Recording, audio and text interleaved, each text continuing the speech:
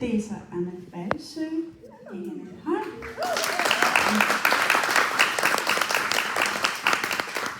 Jeg vil ikke give en sådan introduktion som Martin. Det var et kor. Det var både lidt upassende, og så kan jeg bare ikke gøre det. Det tror jeg også er godt for dig, Anne.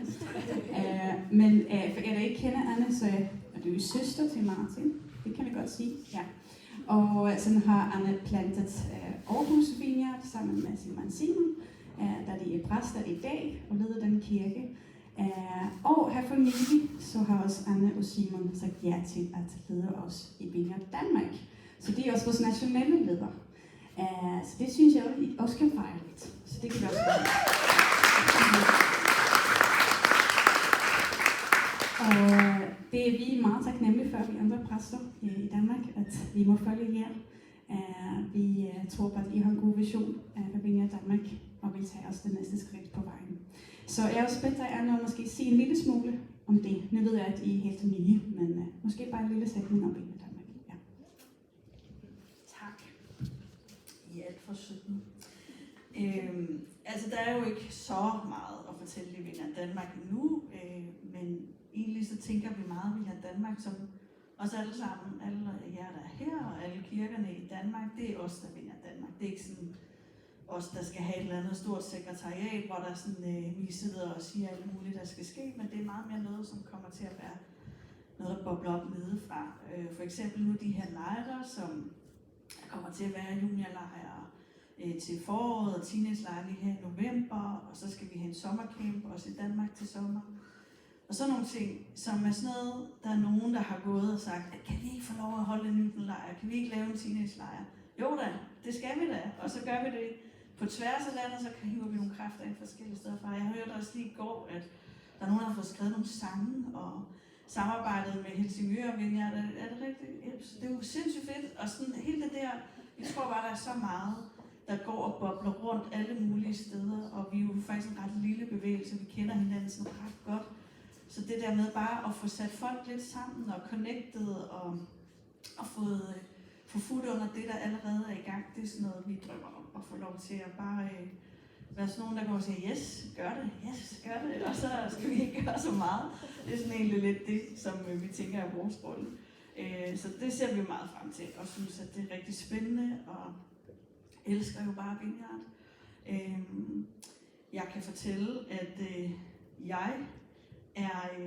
jeg har også jubilæum, når I har jubilæum, fordi den dag jeg startede, eller dumpede ind ad døren, for jeg startede overhovedet ikke. Jeg var på besøg i København Vineyard en søndag for lang tid siden, snart meget præcis 20 år siden, for at besøge veninden, og jeg havde overhovedet ikke tænkt mig, at jeg nogensinde skulle være i nogen kirke.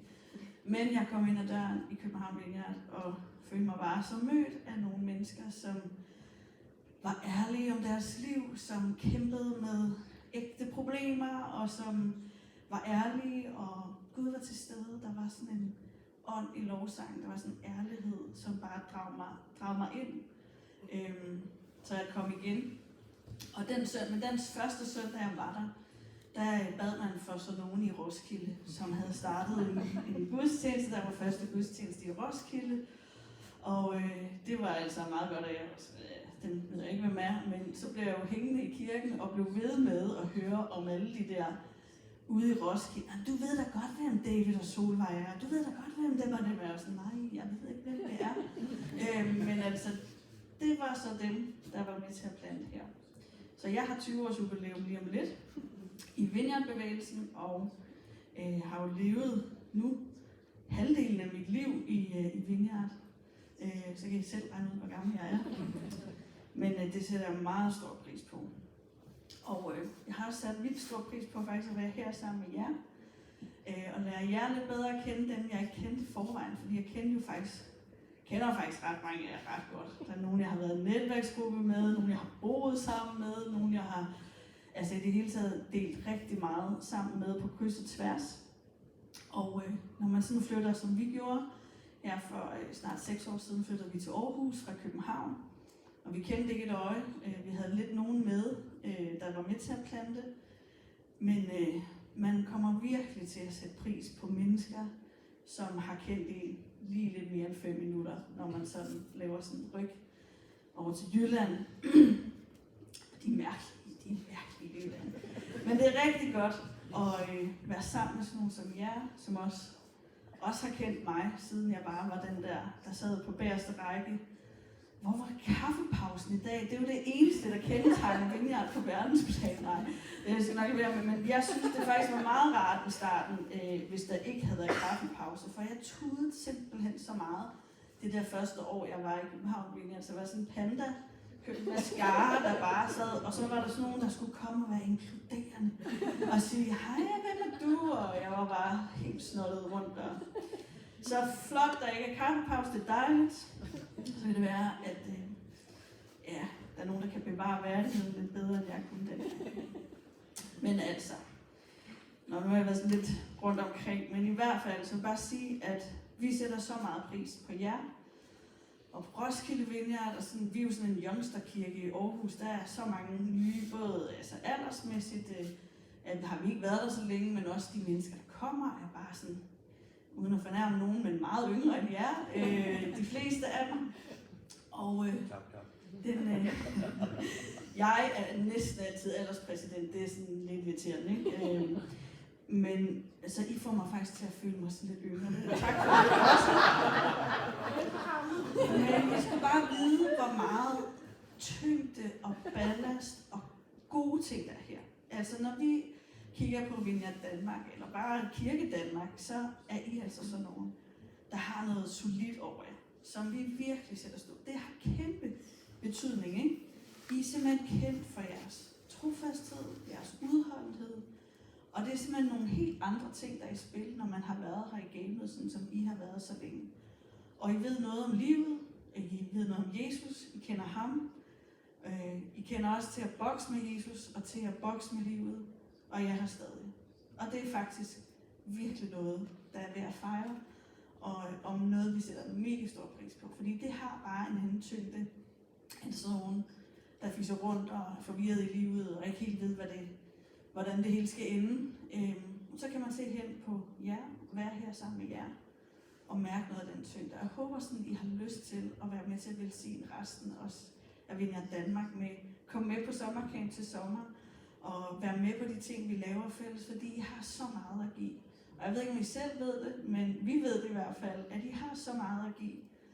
Jeg synes, det er så vigtigt, og de sådan historier som din folke, I er blevet mærket af Jesus. I har været taget de der ture. Der er nogle ting, der har forandret sig i jeres liv. Og det har sådan nogle unge nogen fra Aarhus blandt andet også brug for at se hen til. Så det vil jeg bare opmuntre til.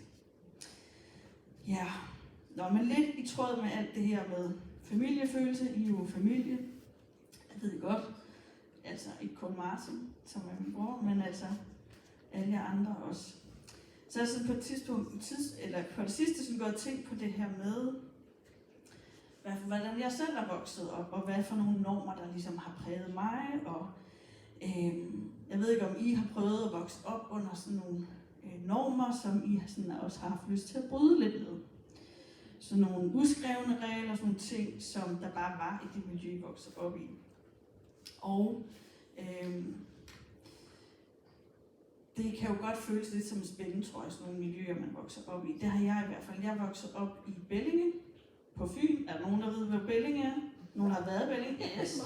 Men du har sjovt med det. Har du været der? Nej, Charlotte sad bagved. Du har? Jamen, det er også et fedt sted. Nej, det er sådan et sted, hvor der ikke skal så meget til at bryde normerne. Det er en meget tryg lille by med børnehaver, skoler og ligusterhække i hovedtal, og det skøre er, at der er sådan flere på min alder, som begynder at flytte tilbage til den der lille by, ikke? Uden for Odense. Mine forældre bor der stadig 100 meter fra den folkeskole, jeg gik på. De var lærere, og jeg gik på den, ikke? Og de bor lige ved siden af. Det er ikke så appellerende, jeg ved ikke, hvad I tænker. Jeg synes det ikke. Men jeg havde det simpelthen også så stramt med alle de normer og de forventninger, som der var i det der miljø. Særligt for piger. Jeg synes, der var sådan en masse ting, man skulle leve op til, som jeg ikke sådan rigtig oplevede, jeg levede op til. Jeg havde sådan en storesøster, Martin har en meget smuk storesøster, som var rolig og kreativ, disciplineret i skolen, og hun var sådan en af de der piger, der var sådan, alle kom og sagde, nej, du har sådan en god storesøster, ikke? Eller sådan en smuk storesøster. Og jeg var bare sådan en tonsepige, som godt kunne lide skydeleje og spille fodbold, og jeg snakkede rigtig meget. Jeg ville diskutere meget, og jeg var ret meget mere useriøs. Der var meget mere rodet på mit værelse. Og så oplevede jeg også, at nogle af de der ting, som jeg sådan, når jeg larmede, og jeg råbte højt, og jeg snakkede meget og sådan noget, når det var drenge, der gjorde det, så fik de ikke lige så meget ballade, som jeg gjorde. Og det synes jeg synes, det var så uretfærdigt, ikke? Så jeg flyttede allerede, sådan, fra jeg var meget tidlig, en præ-teenager, med at bare flytte til København. Ikke? Jeg havde en oplevelse af, at der måtte man det hele. Der var sådan diversiteten så meget større.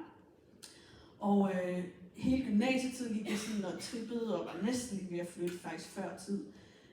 Men ventede, og så snart jeg blev student, så flyttede jeg til København. Og det var på nogle måder også lidt nemmere, ikke? Spændet for, hvad der er normalt i København, og hvad der er i Bellinge, den er sådan lidt større. Jeg boede 9 år på Nørrebro, og så boede jeg 7 år på Christianshavn, lige ved siden af Christiania. Og der ser man altså nogle typer, jeg ved ikke, om I kan forestille jer det, som man ikke ser i Bellinge, som i gademiljøet. Og jeg ved ikke, hvordan det er med Roskilde, men der er i hvert fald en ret stor forskel, ikke? Men til gengæld så måtte jeg jo også bare erfare, at selvom København er et sted, hvor diversiteten er større, så er der faktisk også super mange forventninger til, hvem man skal være i København. Der er rigtig meget, man skal leve op til. Der er rigtig mange uskrevne regler. Og i Bellinge så handlede det jo meget om at skulle se ens ud, ikke? Man skulle helst ikke skille sig ud, så man skulle passe ind. I København var forventningerne egentlig bare lidt anderledes. Der var det noget med at sådan skulle passe ind på andre måder. Måske definere sig selv meget mere tydeligt. Ikke? Og jeg flyttede jo til København også sådan, som en del af et selvrealiserings-løsrivelsesproces, ikke? Fra mine forældres normer og provinsforventninger og sådan noget. Ikke? Og det er jo helt fint. Det har jo virkelig også sin plads. Ikke? Men jeg må også erkende, at når det handlede om at bryde normer, så var det lige så svært at bryde dem i København, som det var i Bellinge. Især når det handlede om at skulle følge Jesus.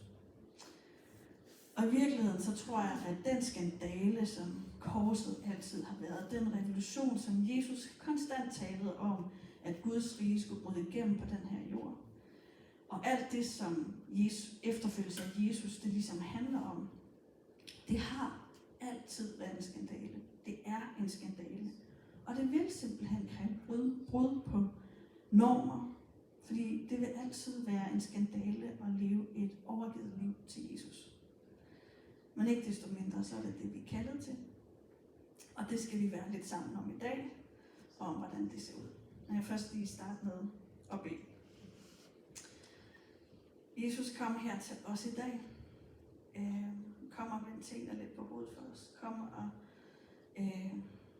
vær til stede med din ånd. Kom og bank på vores hjerter. Vi ved, at du har så meget nyt til os. Vi ved, at du aldrig er færdig med os. Vi ved, at du aldrig giver op med os, men at du bliver ved med at komme til os, og at du har lyst til at forny vores hjerter. Kom og åbne vores hjerter, kom og vær til stede med din ånd. Kom og velsigne os med dit nærvær, Jesus. Amen. Vi skal læse fra Lukas evangeliet, kapitel 10. I en historie, hvor der er en, der virkelig bryder med nogle normer. Mens de var på vandring, kom Jesus engang ind i en landsby, og en kvinde ved navn Martha tog imod ham. Hun havde en søster, der hed Maria. Hun satte sig ved Herrens fødder og lyttede til hans ord. Men Martha var travlt optaget af at sørge for ham. Hun kom hen og sagde, Herre, er du ligeglad med, at min søster lader mig være alene om at sørge for dig? Sig dog til hende, at hun skal hjælpe mig. Men Herren svarede hende, Martha, Martha, du gør dig bekymringer og urolig for mange ting. Men et er fornødent. Man kan også sige, en ting er vigtig, eller kun et har betydning. Maria har valgt den gode del, og den skal ikke tages fra hende. I har nok hørt den her historie før, kunne jeg forestille mig. I har jo nok også hørt sådan en fortolkning af historien, og at Martha og Marias handlinger, det ligesom er personificeringen af gøren for Jesus over for væren med Jesus. Ja, det der med, det er på hver sin side, det er sådan lidt sjovt nok.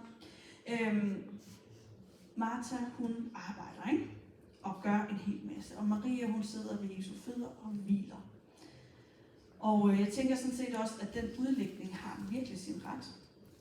Men i virkeligheden så viser Marias gerninger faktisk det, hun gør, hendes ageren, at hun sidder ved Jesu fødder meget mere.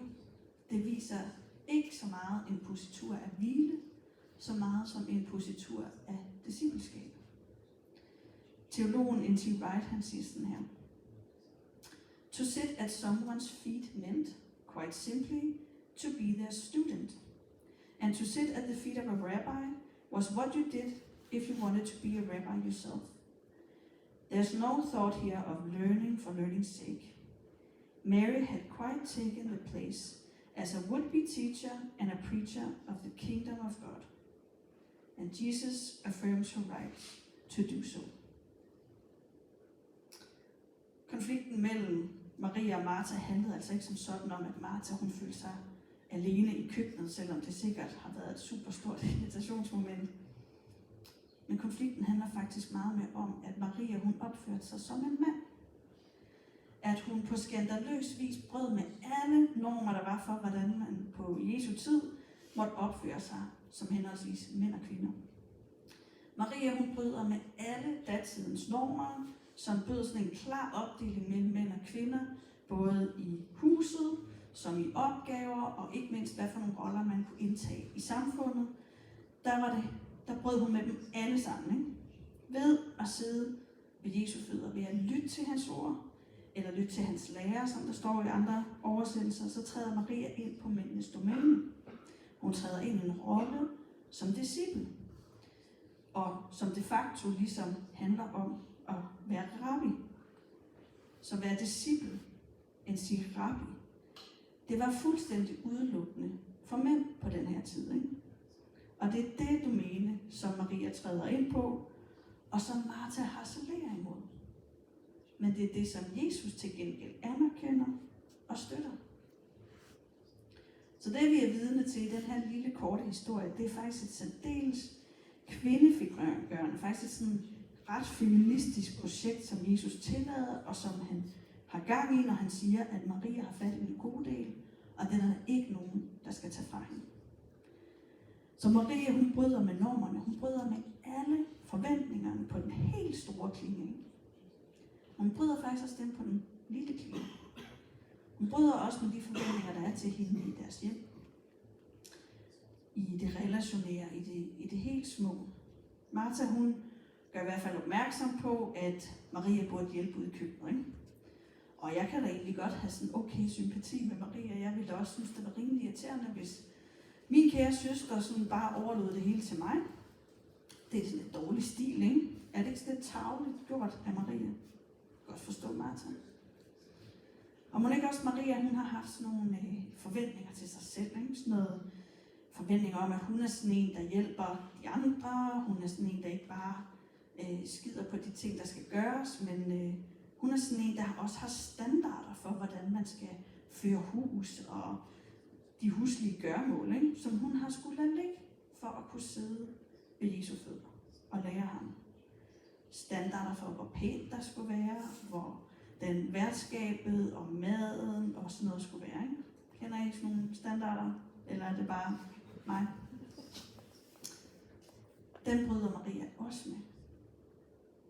Uanset hvad, så er der faktisk rigtig mange niveauer af uskrevne regler og normer, som Maria bryder i den her lille fortælling. Men hendes pointe med at bryde normer og de uskrevne regler, det er ikke bare selvrealisering, vel? Det er ikke bare at bryde en kedelig tøjstil i Bellinge, hun har gang i, vel? Hendes brud på forventningerne, hendes egne såvel som samfunds, det bunder hende længsel efter at følge Jesus. I at være hans disciple og blive i stand til at give Guds rige videre til andre. Det er den længsel, der driver hende. og som Jesus meget tydeligt bakker op om, som det eneste, der er vigtigt, som ikke skal tages fra hende. Og det har helt sikkert ikke været nemt. Der har helt sikkert været mega meget pres på, både udefra og indeni, i Marias valg om at følge Jesus og blive hans disciple. Jeg kan i hvert fald tydeligt forestille mig, hvordan Maria har gået rundt der i køkkenet, ikke? Og måske sådan prøvet at komme hen til døren, lytte lidt, hvad er det Jesus siger, og så sådan stå lidt og røre i gryden, og sådan, og sådan gået og arbejdet sig selv op sådan, skal jeg gå derind, og så til sidst sådan resolut lagt grydeskeen ned, ikke? Og sagt, nu går jeg derind. Og så møde sig ind blandt alle de der disciple, de der mænd, der bare sidder rundt på gulvet, ikke? Og sådan, nu går jeg lige herhen og sætter mig ved Jesu fødder, ikke? Og hun har helt sikkert haft superbankende hjerte og høj puls, ikke? Det har været den vildeste beslutning at mase igennem og gå ind og sætte sig ved Jesu fødder. Det har været så radikalt, det har været så skandaløst på så mange niveauer, det har virkelig kostet hende. Og jeg tror, at vi er kaldet til det samme. Til at tage modige valg, til at bryde nogle normer, til at tage skandaløse valg for at følge Jesus. Og vi lever ikke ligefrem i en kultur, hvor vi bliver forfulgt på grund af vores tro. Til gengæld så lever vi i en kultur, hvor efterfølgelse af Jesus virkelig bryder med en hel masse forventninger og en hel masse normer og idealer. Og det hjælper ikke at flytte til København. At vælge Jesus, det er ikke populært, vel? Man skiller sig ud i København, hvis man vil vælge at følge Jesus, jeg siger det bare. Og jeg tror ikke, der er mange steder. Det kan være på sådan en kirkeweekend, eller en bibelskole, eller sådan noget, ikke?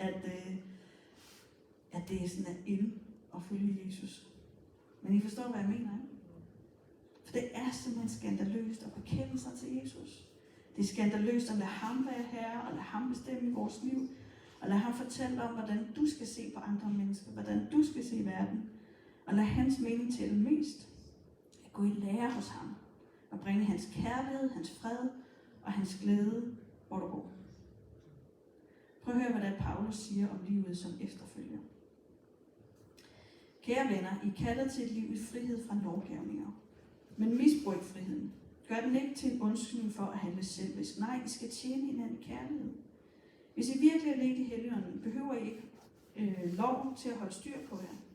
Folks ugudelige og egoistiske handlinger er velkendte, for eksempel seksuel synd, umoral, perversitet, afgudstyrkelse og okkultisme, had, skænderier, misundelse, hissighed og selviske ambitioner, klikedannelser, jalousi, drukkenskab og orgier. Jeg har sagt det før, men jeg siger det gerne igen. De, der lever på den måde, vil ikke få adgang til det kommende Guds rige. Men det Helligånden frembringer i os er kærlighed, glæde og fred, tålmodighed og hjælpsomhed, godhed og troskab, nænsomhed og selvbeherskelse. Ingen lov forbyder den slags ting. De, som lever deres liv med Kristus som Herre, har korsfæstet det gamle liv med dets egoisme og begær. Da Guds ånd har givet os et nyt liv, må vi da følge åndens vejledning. Og seriøst, det her, det sidste, det er super skandaløst i vores tid, ikke? Det er totalt modkulturelt at være stræbende efter selvbeherskelse. Since when, altså. Eller være hjælpsom. Eller være tro. Det er ikke særligt værdsat på de arbejdspladser, jeg har været på tidligere. Ikke lige nu. Og sådan have de her ting som hjælpsomhed. Det har været lidt mere noget med at have albuer og selviske ambitioner. Ikke? Og jeg gik på RUK her fra neden af bakken, og der var det helt sikkert helt okay med klikedannelser og slæder. Believe me. Og jeg har sådan gået og tænkt på, hvor mange tv-shows og serier og musikvideoer og kendiser, som har stået for, eller jeg kan ikke finde nogen, som har stået for tålmodighed, hjælpsomhed, godhed, troskab, nænsomhed og selvbeherskelse.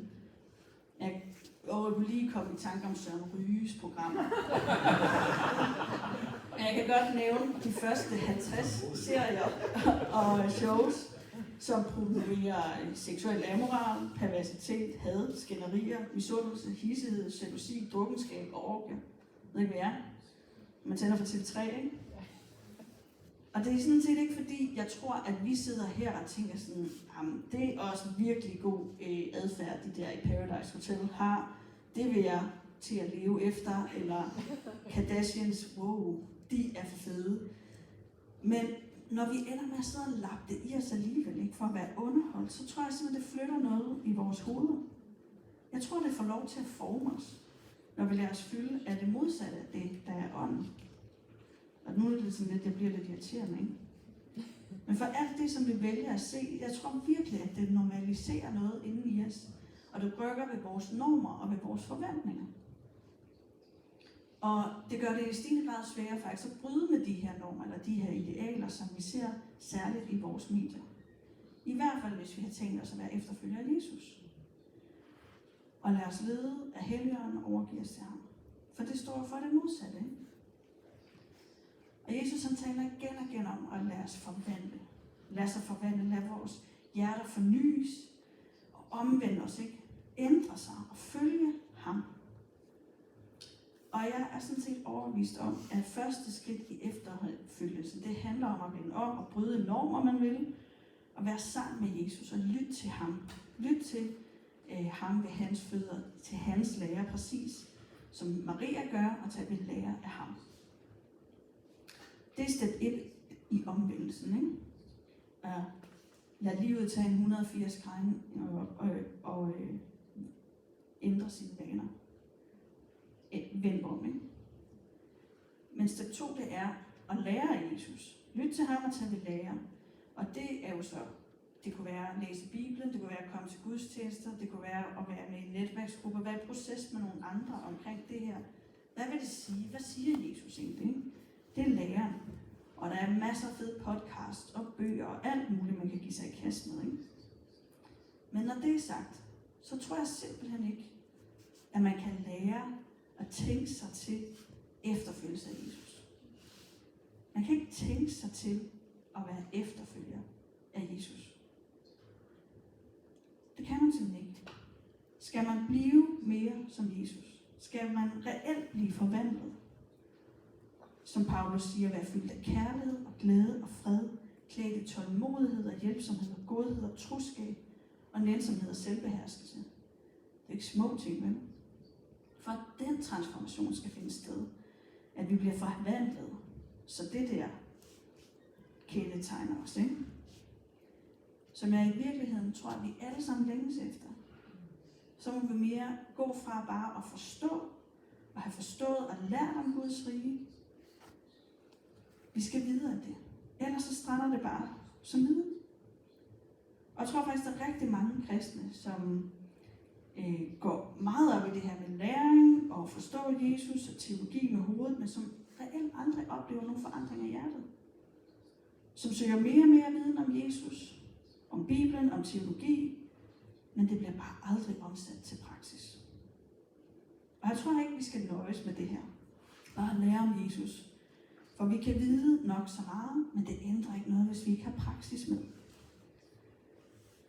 Hvis vi skal bryde nogen med hovedet, så giver det ikke rigtig mening, hvis den ikke også bliver brudt i praksis. Der må simpelthen være nogle andre ting, der følger med. Og nu kommer jeg til et eksempel, som jeg lige nåede at snakke med nogen om her ved morgenbordet, om rygning. Britta, nu må du lige gøre sådan her, hvis det bliver for meget, ikke? Men det er fordi, at det giver ikke så meget mening at snakke om, at man bryder med vanen rygning, hvis det kun er i hovedet, vel? Hvis I forstår. Man bliver ligesom nødt til at stoppe i praksis, ikke? Det kan godt være, at man kender alle de gode grunde til at stoppe med at ryge og lade være. Man har alle de rigtige argumenter, man kender alle følgevirkningerne indgående. Men det gør ikke særlig meget, hvis man ikke stopper i praksis, vel? Så er det jo tom viden. Og jeg må bare sige, jeg vidste alt for godt, hvad cigaretter gjorde ved min krop, dengang jeg røg. Jeg havde en god søster, igen, som var en god medicinstuderende, og meget gerne ville fortælle mig, hvordan hun igen og igen stødte på rygere i alle de forkerte patientstatistikker, og med sådan nogle dejlige billeder af, hvordan hun igen havde haft gang i sådan en dissektion af en død krop fra en lungepatient, som havde sådan nogle store, helt store, sorte, klamme lunger, ikke? Og som tydeligvis var død af lungekræft. Jeg blev ikke sparet på detaljerne. Det var dejligt. Så jeg vidste virkelig godt, at det var skidt at ryge. Jeg havde faktisk al den viden, jeg overhovedet havde brug for. Det ændrede bare ikke min adfærd. Ved I hvorfor? Fordi det er virkelig dejligt at ryge.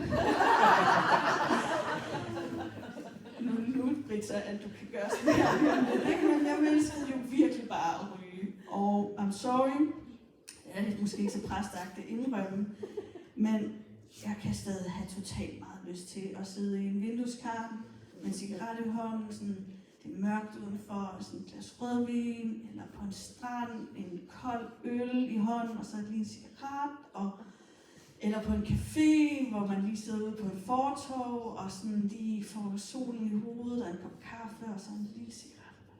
Ej, jeg kunne godt blive ved, ikke? Jeg bliver cigaretsælger lige om lidt. Det var så fristende, ikke? Lige at tage en mere, ikke også?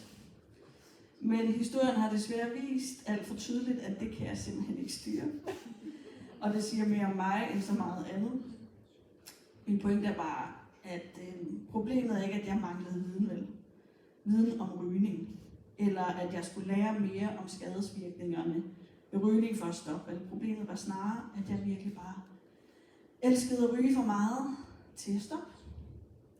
Så der var altså sådan et gap mellem, hvad jeg vidste, og teoretisk sådan kunne have lyst til på sådan meget teoretisk plan, og hvad jeg reelt elskede i mit hjerte. Og hjertet vandt sjovt nok, ikke? Over viden. Over teorien.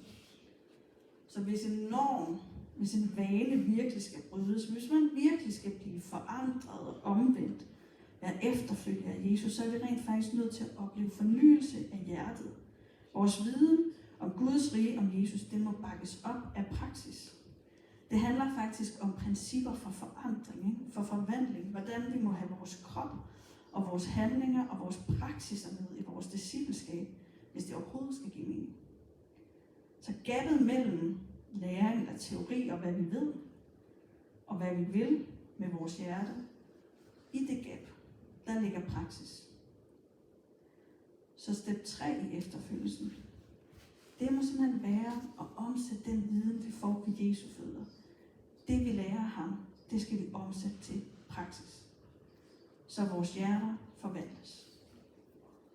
Vores praksis er med andre ord super afgørende. Og det sjove er, at vi har alle sammen super mange praksiser kørende allerede. Ikke? Der er så meget, vi gør. Der er så meget, der former os. Måden vi bruger vores tid på, måden vi bruger vores penge på, alt hvad vi omgiver os med, hvad vi vælger at se, hvad vi fylder os med. Og den praksis er altså fuldstændig afgørende for vores hjertes tilstand. De gode nyheder er, at vi har faktisk en meget aktiv rolle at spille her. Du har autoriteten. Sagde du noget om det i går? Ja.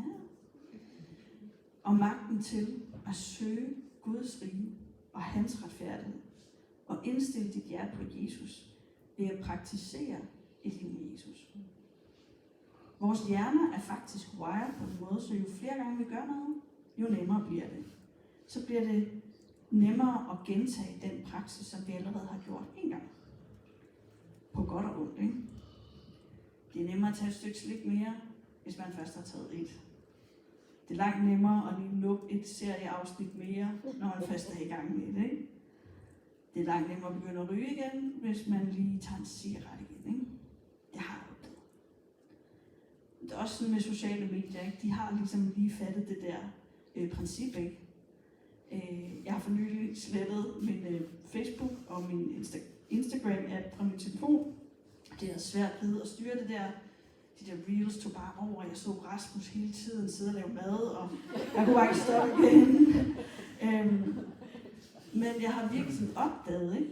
Hvor ofte jeg sådan helt uden at tænke over det nu, sidder og laver et eller andet, og så afbryder det hele for at sidde og gå på min telefon og sådan rode efter de der apps. Så går der sådan lidt tid sådan, nej, de er der jo ikke sådan, der skulle jo egentlig heller ikke noget af de der apps. Ja. Men sociale medier er jo sindssygt gode til det der, ikke? Så har man vist interesse for noget én gang, og så sådan, katte eller et eller andet, ikke? Eller sådan en film med nuttede dyr, eller en eller anden ny hårfarvningsmetode. Det er måske igen bare mig. Men så lige pludselig, så er der bare katte i hele ens feed, og nuttede dyr, som falder i vandet på sådan en nuttet måde, eller et eller andet, ikke?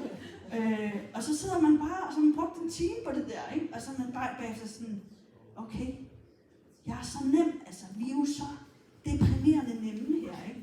Det er bare sådan, at vi hopper i med begge ben, og så har man brugt et par timer på at se på katte, ikke? Men det går jo også den anden vej også. Mit endelige rygestop, som har varet i 15 år, det fungerede først, da Simon kom ind i billedet. Han synes nemlig ikke, at det var særlig lækkert, at jeg røg. Og i min forelskelse i ham var sådan en ok, meget motiverende faktor. Men faktisk det, der var allermest udslagsgivende i mit brud på mine rygevaner, det var, at jeg skiftede studieplads og studiejob, og de nye steder, der var jeg faktisk ikke ryger længere. Jeg var ikke sådan en del af rygercrowden, der skulle udenfor. Og så kom der også sådan en rygestoplov. Den er der nogen her, der godt kender, ikke? Sådan, i Aarhus, der vil det der eksempel bare sige sådan, det der med, at man engang har måttet sidde og ryge inde på den samme café som alle de andre, og så nede over i hjørnet, der var sådan en ikke-rygersektion, som havde slet ikke noget røg. Sådan noget. Det kan I godt huske, ikke? Det er sådan noget i Aarhus, der sidder det er du mærkeligt. Men der kom sådan en rygestoplov jo, hvor man lige pludselig ikke må sidde inde på café med alle de andre og ryge, men man skulle ud, hvis man skulle ryge, ikke? Så det gav sådan en ny måde at være på café på, ikke? Og min pointe er jo selvfølgelig, at jeg skulle tage nogle aktive valg lige pludselig for at begynde at ryge igen, eller være med i rygercrowden, ikke? Samlet set så var der en hel masse rygevaner, som blev byttet ud med nogle tidspunkter, hvor jeg ikke var ryger. Og det formede altså en ny praksis uden rygning. Og jeg har seriøst en moralsk agenda omkring rygning. Jeg håber, I ved det. Jeg kan jo virkelig godt lide at ryge. Bare uden at ryge. Og du må gerne få masser af rynker og sorte lunger, for det er virkelig ikke det der min pointe. Det er bare et eksempel på, at uden praksis, så er viden totalt ligegyldig. Og faktum er bare, at vi har alle de her praksiser, der fylder i vores liv, men som ikke former vores hjerter til at ligne Jesus mere. Om det så er sociale medier, tv-show, venneslæng, spil, måde man bruger penge på, måde man bruger vores tid på, det former vores hjerter så meget mere end vores viden om det gode. Og jeg er overbevist om, at steppet med at få vores praksiser med i vores, som at følge den, jeg er overbevist om, at steppet med at få vores praksis til at følge vores viden, det er det, der vil forny vores hjerte. Det er det, der kommer til at forme os til at ligne Kristus mere. Og hvordan kan det så se ud?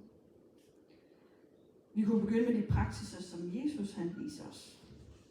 Som han praktiserede os. Generøsitet, stilhed, hvile, bøn. Der er sådan noget nyt, man kalder slowing. Altså bare egentlig tage det lidt langsommere. Sådan, så man rent faktisk godt kan blive forstyrret af en eller anden hjemløs, der tuller rundt et eller andet sted. Eller snakke med en i børnehaven, som virker til at være trist. Altså forældre måske. Men måske som barn. Det her med at lige kunne stoppe op, ikke? Det kan også være gæstfrihed, venskab. Invitere nogen sådan intentionelt ind i dit hjem. Tilbyd venskab. Det behøver ikke være så kompliceret, vel? Men det vil forme vores hjerte til at ligne Jesus meget mere. Og det er sand efterfølgelse. Det er forvandling af vores hjerter. Og for at vende tilbage til mit rygeeksempel, ikke? Så var det ved at ændre mine handlinger, ved at bytte en praksis ud med en anden praksis, som gjorde mig klar til at slippe rygningen. Hvor det lykkedes at forme mine længsler, så jeg reelt stopper. Og altså ændre normen. Og det her kunne man snakke meget mere om, ikke? Hvordan man ændrer noget i praksis. Men faktum er, at skal man bryde en norm, skal man omvende sig og opleve fornyelse af hjertet, så må man have nogle praksiser i gang. For eksempel åndelige praksiser. Det kunne være at kigge på sin uge, sin måned. Tjek efter, hvad er det egentlig for nogle vaner, du har. Hvad for nogle ting propper du egentlig ind? Det behøver overhovedet ikke være sådan noget med rigtigt og forkert, og så er noget, der er super dårligt, du skal bytte ud med noget mega godt. Men egentlig bare, hvad er det for nogle ting, du bruger din energi, din penge, din tid på? Hvad lytter jeg til? Så prøv at vælge en ting ud og bytte den ud med en anden. Bare én ting. Det kunne være at bytte noget ud med stilhed, bøn, sabbat, meditation. Det kunne være alt muligt. Det kunne være, hvis du hører musik på vej til arbejde i din bil, at du så hører Bibelen på lydbog eller et eller andet fedt. Det er ikke sådan så meget noget med rigtigt og forkert over for hinanden, men mere noget, som måske kan få lov til at forme dit hjerte. Noget, der kan forme dine længsler til at ligne Jesus mere. Vi vil være ved vejs ende. Og jeg blev sådan mindet om, da vi sad her før, og så bagefter sagde Duttefolke, det her med at blive spejlet af nogle andre, som ikke ser forandring, eller sådan bare måske føle sig sådan lidt stok, når man hører det her, jeg siger, og være sådan lidt, hey, jeg ved godt, jeg er stok i et eller andet, og jeg ved ikke, om jeg har magten til på en eller anden måde at komme ud af det. Og jeg synes, det var så opmuntrende, Folke, det her med, at vi har Gud. Det er faktisk ikke bare hjernen, der lige skal gøre noget nyt, vel? Vi har faktisk en Gud, som ønsker at komme på siden af os og gribe ind. Og jeg oplevede bare sådan, at der måske var en her, eller to, som tænkte, jeg føler mig sådan, jeg sidder fast. Så kunne vi ikke bede for det?